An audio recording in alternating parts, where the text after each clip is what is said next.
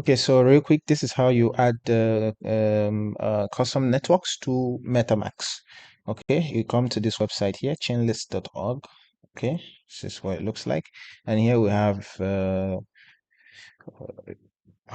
dozens and hundreds of chains or whatever. And you just connect your wallet, okay, or you just click connect wallet from here. So basically, if I'm looking for, let's say, ZK Sync. I just search ZK and I can see ZK Sync error minute. I can see Polygon and all of that ZK stuff you get. But if I want this one, I just click. If I want, let's say, Cello, you see, just say connect wallet, you know, and you select wallet. Yeah. And share.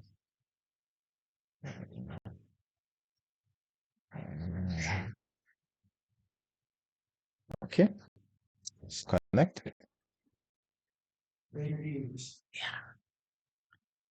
Okay, and after putting the password, it gives you the network, and you just put approve, and okay, and you can switch network or not.